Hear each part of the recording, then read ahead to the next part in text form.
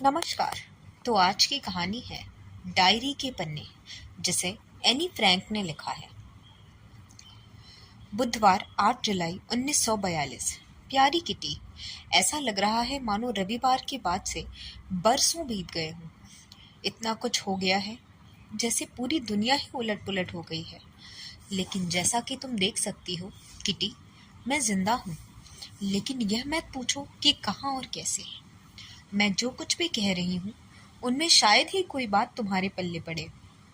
लेकिन मैं तुम्हें शुरू से बताती हूँ कि रविवार की दोपहर को क्या हुआ था।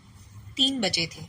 हेलो जा चुका था, लेकिन वह दोबारा फिर से आने वाला था। तभी दरवाजे की घंटी बजी। चूंकि मैं बालकनी में धूप में अलसाई सी बैठी पड़ रही थी, इसलिए मुझे घंटी की आवाज सुनाई नहीं दी।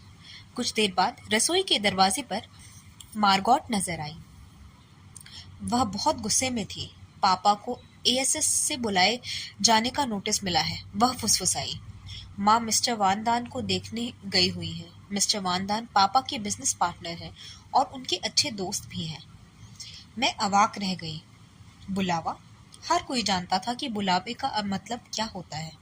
यातना शिविरों के नज़ारे और वहां की कोठरियों के दृश्य मेरी आंखों के आगे तैर गए। हम अपने पापा को इस तरह की नियति के भरोसे कैसे छोड़ सकते थे। हम उन्हें हरगिज नहीं जाने देंगे, मार्गोट ने उस वक्त कहा था जब वह ड्राइंग रूम में माँ की राह देख रही थी। माँ मिस्टर वानदान से पूछने गई हैं कि कल ही छुपने की जगह पर जा सकते हैं। वानदान का परिवार भी हमारे साथ जा रहा है। हम कुल मिलाकर 7 लोग होंगे। मौन। हम आगे की बात नहीं कर पाए। यह ख्याल कि पापा यहूदी अस्पताल में किसी को देखने गए हुए हैं, माँ के लिए इंतजार की लंबी घड़ियां, गर्मी, सस्पेंस, इन सारी चीजों ने हमारे शब्द ही हमसे छीन लिए थे। तभी दरवाजे की घंटी बजी। यह हेलो ही होगा, मैंने कहा था। दरवाजा मत खोलो, मार्गोट ने हैरान होते हुए मुझे रोका। लेकिन इसकी जरूरत नहीं थी, क्योंकि हमने नीचे से माँ और मिस्टर वानदान को हेलो से बात करते हुए सुन लिया था। तब वे दोनों ही भीतर आए और उन्होंने पीछे का दरवाजा बंद कर दिया। जब भी दरवाजे की घंटी बजती तो मुझे या मार्गोट को उचक कर नीचे देखना पड़ता कि क्या पापा आ गए हैं। हमने किसी और को भीतर नहीं आने दिया। मुझे और मार्गोट को बाहर भेज दिया गया था, क्योंकि वानदान माँ से अकेले में बात करना चाहते थे। जब मैं और मार्गोट बेडरूम में बैठे बात कर रहे थे, तब उसने मुझे बताया कि यह बुलावा पापा के लिए नहीं, बल्कि खुद उसके लिए था। मार्गोट 16 वर्ष की थी। इस दूसरे सदमे में तो मैं चीखने लगी। तय है कि वे लोग इस उम्र की लड़कियों को उनके खुद के भरोसे यहाँ से भेजना चाहते हैं, लेकिन भगवान का शुक्र है वह नहीं जाएगी। माँ ने मुझसे यही कहा था। पापा ने जब मुझसे छिपने की जगह पर जाने की बात की थी, तब उन्होंने भी शायद यही कहा था। अज्ञातवास। हम कहाँ जाकर छुपेंगे? शहर में? किसी घर में? किसी परछत्ती पर? कब? कहाँ? कैसे? ये ऐसे सवाल थे जो मैं पूछ नहीं सकती थी, लेकिन फिर भी ये सवाल मेरे दिमाग में कुलबुला रहे थे। मार्गोट और मैंने अपनी बहुत सी ज़रूरी चीज़ें एक थैले में भरनी शुरू की। मैंने सबसे पहले अपने थैले में यह डायरी ठूसी। उसके बाद मैंने कलर, रुमाल, स्कूली किताबें, एक कंघी और कुछ पुरानी थैलियाँ थैले में डाली। पुरानी चिट्ठियाँ थैले में डाली। मैं अज्ञातवास में जाने के ख्याल से इतनी अधिक आतंकित थी कि मैंने थैले में अजीबोगरीब चीज़ें भर डाली। फिर भी मुझे अफसोस नहीं है। स्मृतियों के लिए मेरे पोशाक की तुलना में ज़्यादा मायने रखती हैं। तब हमने मिस्टर क्लीमन को फ़ोन किया कि क्या वे शाम को हमारे घर आ पाएंगे। मिस्टर वानदान चले गए ताकि मियप को ला सके। मियप आई और वादा किया कि वे रात को एक बार फिर आएंगी। वे अपने साथ जूतों, ड्रेसों, जैकेटों, अंडरवियरों तथा स्टॉकिंग्स से भरा एक थैला लेकर आई। इसके बाद हमारे फ्लैट में सन्नाटा छा गया। हम में से किसी की भी खाना खाने की इच्छा नहीं हुई। मौसम अभी भी गर्म था और सारी चीज़ें हमारे लिए अजनबी होती चली जा रही थी। हमने अपना ऊपर वाला एक बड़ा कमरा 30 बरस के एक विधुर मिस्टर गोल्डश्मिट्स को किराए पर दे दिया था। तय था कि वे उसे शाम उस शाम उन्हें कोई काम धंधा नहीं था। इसके बावजूद हमारे कई इशारे के बावजूद वह रात 10 बजे तक वहीं पर मंडराता रहा। मिएप और जॉन जियग 1933 से पापा की कंपनी में काम कर रही थी और इसलिए पापा के करीबी दोस्तों में थी। उसके पति जॉन भी पापा के अच्छे दोस्त थे। एक बार फिर जूते, स्टॉकिंग्स, अंडरवियर और किताबें मिएप के गहरे बैग और जॉन के जेबों में गायब हो रही थी। 11:30 बजे से वे खुद भी विदा लेकर चले गए। मैं बुरी तरह से थक गई थी, फिर भी एक बात मैं अच्छी तरह से जानती थी कि यह रात मेरे अपने बिस्तर में आखिरी रात है। मैं जैसे घोड़े बेचकर सोई। मेरी नींद अगली सुबह 5:30 बजे मार्गोट के जाने पर ही खुली। से यह सुबह रविवार की तरह गर्म नहीं थी। दिन भर गर्म बरसात की फुहारें पड़ती रहीं। हम चारों ने अपने बदन पर इतने ज़्यादा कपड़े ले लिए थे कि मानो हम रात फ्रिज में गुजारने जा रहे हों। वजह सिर्फ इतनी थी कि हम अपने साथ ज़्यादा से ज़्यादा कपड़े ले जाना चाहते थे। हम जिस स्थिति में थे उसमें कोई यहूदी व्यक्ति कपड़ों से भरा सूटकेस ले जाने के बारे में सोच भी नहीं सकता। मैंने 2 बनियानें, 3 पैंटें, एक ड्रेस और उसके ऊपर एक स्कर्ट, एक जैकेट, एक बरसाती, 2 जोड़ी स्टॉकिंग्स भरे जूते, एक कैप, एक स्कार्फ और इन सब के अलावा और भी बहुत कुछ ओढ़ पहन रखा था। घर से निकलने से पहले ही मेरा दम घुटने लगा था, लेकिन किसी को भी परवाह नहीं थी कि मुझसे पूछे, एन, कैसा लग रहा है तुम्हें? मार्गोट ने अपने थैले में स्कूल की किताबें ठूंस ली थी और वह अपनी साइकिल लेने चली गई थी। फिर वह मिएप की निगरानी में अज्ञात जगह जाने के लिए रवाना हो गई।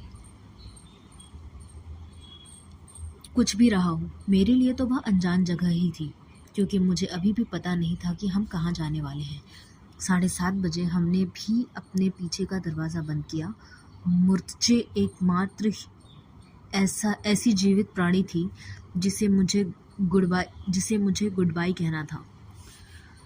हमने गोल्डश्मिट्स के लिए जो एक छोटा नोट छोड़ा, उसके अनुसार बिल्ली को पड़ोसियों के यहाँ छोड़ जाना था। वे ही अब उसकी देखभाल करने वाले थे। खाली बिस्तरे, मेज पर बिखरा नाश्ते का सामान, रसोई में बिल्ली के लिए सेर भर मीट, ये सारी चीज़ें यही दर्शाती थी कि हम बहुत ही हड़बड़ी में छोड़ छाड़ कर गए हैं। लेकिन इम्प्रेशन छोड़कर जाने में हमारी कोई दिलचस्पी नहीं थी। हम तो किसी भी तरह वहाँ से निकल जाना चाहते थे और कहीं सुरक्षित स्थान पर पहुँचकर जाना चाहते थे, और कोई बात मायने नहीं रखती थी। बाकी कल, तुम्हारी एन। गुरुवार 9 जुलाई 1942। तो आखिर हम चल पड़े। मम्मी, पापा और मैं तेज़ बरसात में भीगते हुए आए।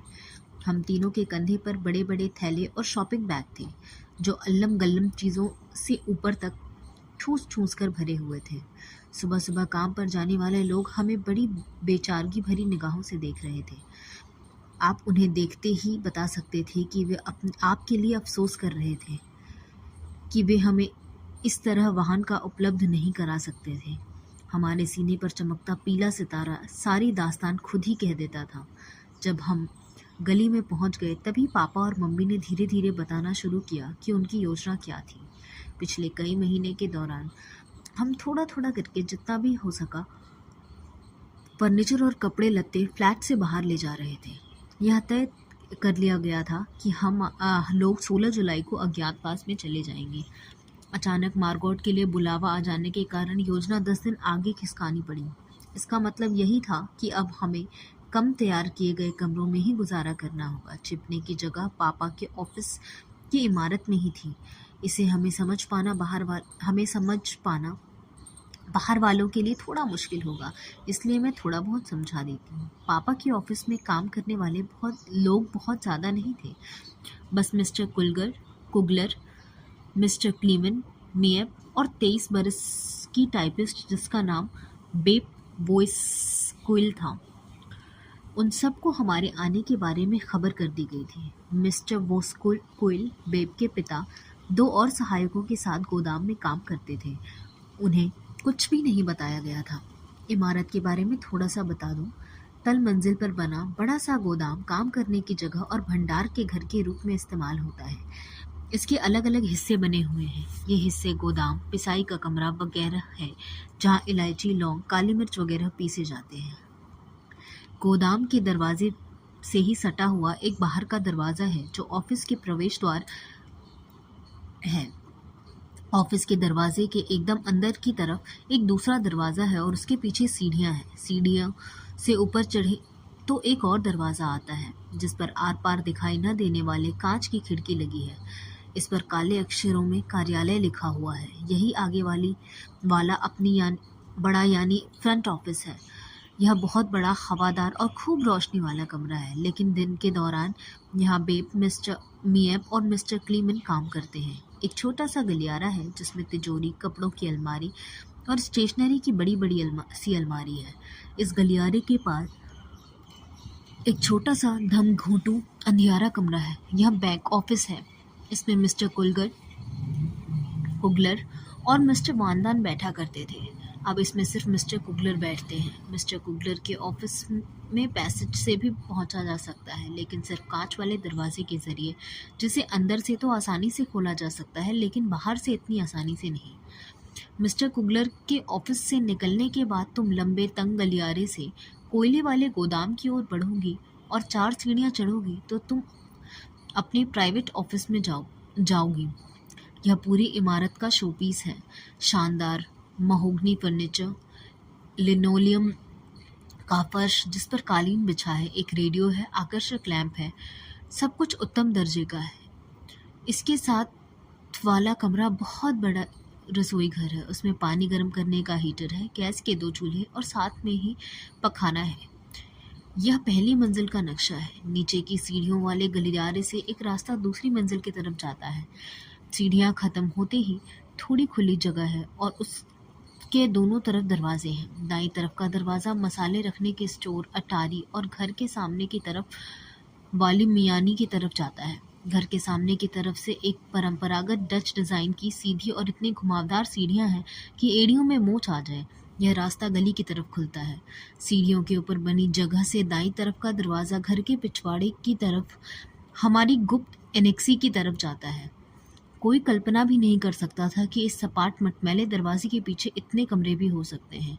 दरवाजे के आगे सीढ़ी का बस एक ही पायदान है और इसे पार करते ही आप भीतर होते हैं। आपके सामने ही कई सीढ़ियाँ ऊपर की तरफ चली जाती हैं। बाईं तरफ एक तंग सा गलियारा है जो एक बड़े कमरे में जाकर खुलता है। यही कमरा फ्रैंक परिवार के लिए ड्राइंग रूम और बेडरूम का काम करता है। अगला दरवाज़ा एक छोटे कमरे का है। यह परिवार की 2 जवान लड़कियों के बेडरूम और स्टडी रूम के काम आता है। सीढ़ियों से दाईं तरफ गुसलखाना और बिना खिड़कियों वाला एक कमरा है जिसमें एक वॉश बेसिन लगा हुआ है। किनारे की तरफ दरवाजे से पखाने की तरफ और दूसरे दरवाजे से मेरे और मार्गोट की कमरे की तरफ जाया जा सकता है।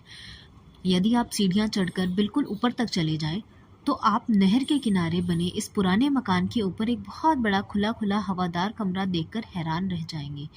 इसमें यह एक गैस चूल्हा है और एक सिंक है। भगवान का शुक्र है कि यह मिस्टर कुगलर की प्रयोगशाला के काम आता है। यह मिस्टर और मिसेज वानदान का बेडरूम और रसोई घर होगा। इसे कॉमन कमरे, डाइनिंग रूम और हम सबके लिए स्टडी के लिए भी इस्तेमाल किया जा सकेगा। एक छोटा सा कमरा पीटर वानदान के लिए बेडरूम का काम करेगा और फिर जैसी इमारत के सामने ही तरफ है वैसी ही अटारी और मियानी यहाँ भी है। तो ये रहेगा हमारा नया गरीब खाना। लो, मैंने